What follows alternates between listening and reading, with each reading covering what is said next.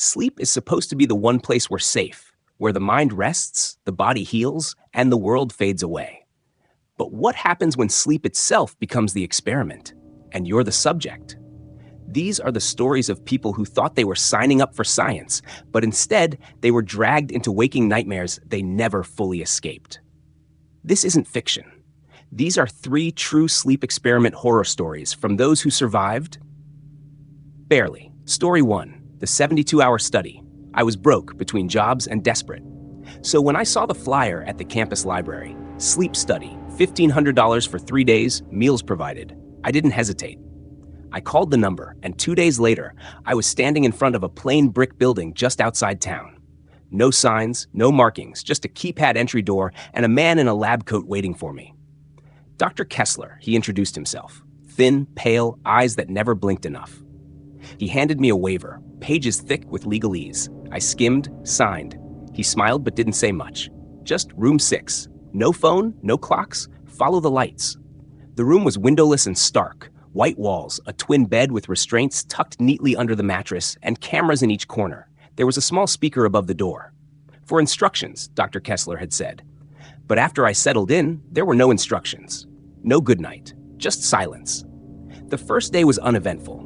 They brought me bland food, dimmed the lights at intervals that I assumed were nighttime. I dozed on and off, confused by the lack of rhythm, but still functioning. The second day was harder. The lights never stayed off long enough. I started hearing noises through the speaker, humming, mechanical clicks, and once, what sounded like whispering in a language I didn't recognize. By the time what I assumed was the third day arrived, my sense of time had completely fractured. I was exhausted, but every time I drifted off, an ear-splitting static would blast through the speaker and jolt me awake. My food was served cold and late. I asked, no, begged, for someone to tell me what was happening. That's when I noticed the camera in the upper left corner of the room. The red light that had been blinking steadily since I arrived had stopped. The door never opened again after that. I don't remember much about the next phase, except that I started dreaming while awake. I saw my mother come into the room, though she died in 2012. She sat beside my bed and whispered lullabies in a deep, metallic voice. I heard water dripping, though there were no sinks or pipes. The corners of the room seemed to breathe. I swear they pulsed. On what I later learned was the 72nd hour, the door finally opened. 2 men in hazmat suits walked in. No Dr. Kessler. No explanations. They told me not to speak and escorted me to a decontamination chamber. Yes, an actual one. Before handing me my clothes and driving me to a gas station 10 miles away. Just left me there. I filed a report the next day, but there was no trace of the building when I returned with police. Just an empty lot, overgrown and fenced off. I showed them the waiver, but it was gone from my bag. My bank account never received the $1,500. Now, years later, I still don't sleep more than 2 hours at a time. I hear static whenever I close my eyes too long.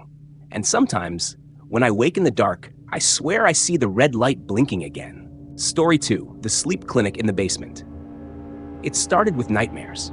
Not just bad dreams, these were the kind that clung to me even after I woke up, leaving me drenched in sweat, my heart hammering like I just sprinted out of hell. They happened every night for 3 weeks. I barely slept. I was spiraling, missing work, skipping meals, unable to function. Desperate. My roommate Amanda handed me a flyer one morning. It looked like something made on an old printer. Free sleep therapy, local clinical trial, immediate openings, call now. I almost threw it out, but then I saw the address, just a few blocks away.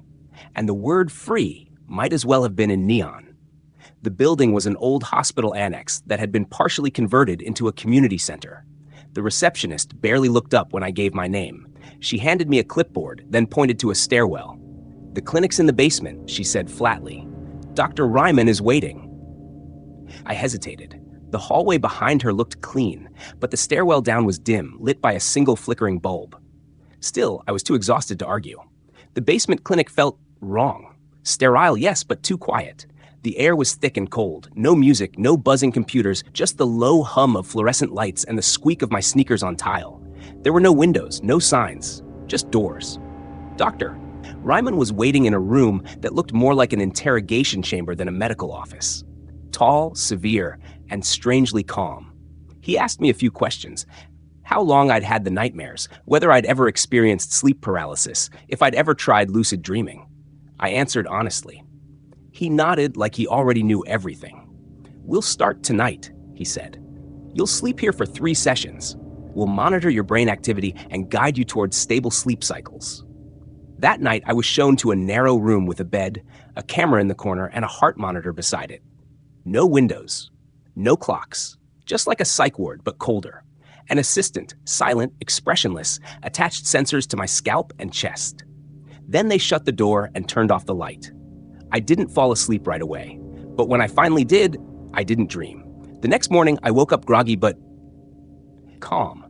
Dr. Ryman showed me charts I couldn't understand and said I'd made excellent progress. I didn't care. It was the first time in weeks I hadn't been chased through burning forests or watched my teeth fall out one by one. The second night, I slept even deeper. This time, I did dream, but it wasn't like before. It felt like I was in a theater, watching my own memories play out. Only, something was wrong.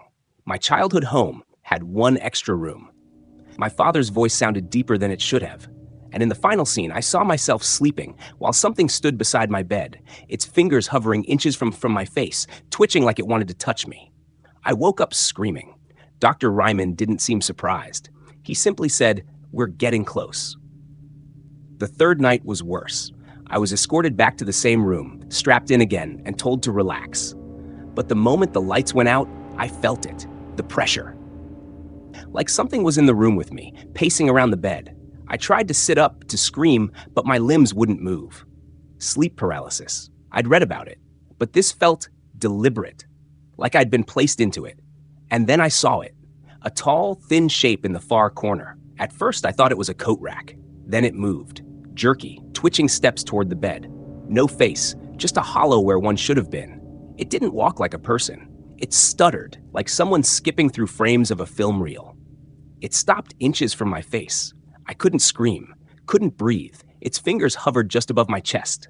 Then I blacked out. I woke up in my own bed. Amanda told me I'd come home in a cab the night before, mumbled something about the clinic, and collapsed on the couch. She said I looked like I hadn't slept in years. When I ran back to the annex, the receptionist was gone, the front desk empty. I found the stairwell, locked. A sign read, "Basement closed for renovation. Authorized personnel only." I contacted the city. They told me the building hadn't been licensed for medical use in over a decade. No one named Dr. Ryman was registered in the state. The phone number on the flyer? Disconnected. Since that third night, I haven't had another nightmare. But sometimes I wake up with bruises on my chest, shaped like fingers. And when I close my eyes, I see that basement door, waiting to be opened again. Story 3, Project Hypnos. In 1997, I was a second-year graduate student at a small but prestigious neuroscience institute in New England. I was bright, ambitious, and deeply naive. So when Dr. Edward Langley, one of the institute's most revered yet reclusive researchers, personally invited me to assist with a confidential sleep study, I accepted without hesitation. He called it Project Hypnos. The name was never mentioned in public. I had to sign 3 NDAs, give up all personal electronics, and agree to a full background check before even learning the study's nature. I was intrigued, honored even. The objective, according to Dr. Langley, was to explore the untapped consciousness during deep sleep stages using experimental auditory stimuli. Subjects would be exposed to sounds below the frequency of human speech, barely perceptible, yet potentially powerful enough to influence cognition and memory. It sounded like cutting-edge science. I was hooked. There were 5 participants, all male, ages 22 to 30. They had been screened for physical and psychological stability and brought in under the guise of a high-paying sleep optimization trial.